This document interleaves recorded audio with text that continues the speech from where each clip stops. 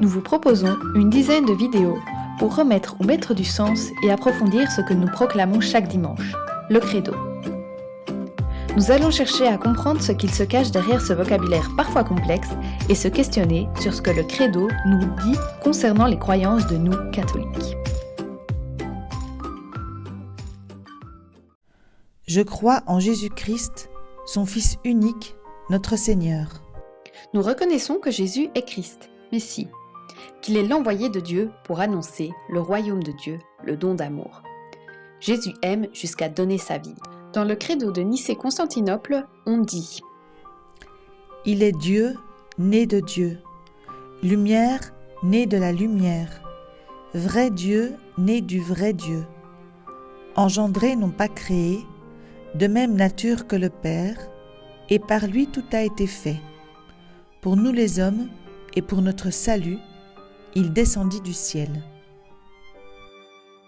Pour une meilleure compréhension, nous pouvons remplacer notre salut par notre bonheur. Ensuite, ce que le credo nous dit, c'est que Jésus n'est pas à l'origine de la création, mais qu'il a été engendré.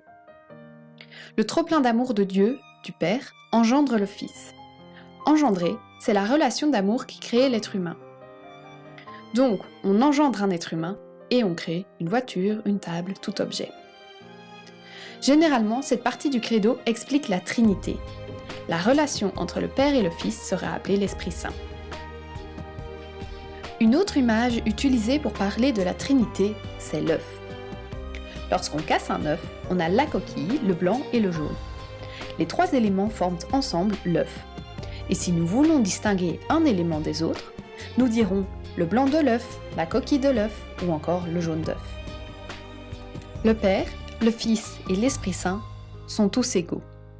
Ils ont la même force spirituelle et ils sont tous là pour notre bonheur. Dans le credo de Nicée-Constantinople, on dit « Je crois en un seul Seigneur, Jésus-Christ, le Fils unique de Dieu, né du Père avant tous les siècles. » Cela peut poser question puisqu'on nous dit qu'il est né du Père avant tous les siècles, alors qu'on célèbre sa naissance le 25 décembre. Eh bien, c'est parce que Jésus, tout comme chacun d'entre nous, a d'abord été en Dieu avant de naître sur terre. Le projet de Dieu de nous mener à l'existence existe déjà depuis l'éternité, mais nous sommes venus à l'existence à l'instant T. Et puisque nous sommes à l'image de Dieu et à sa ressemblance, ce qui fait que son amour est en nous, et donc son amour existait avant toute éternité.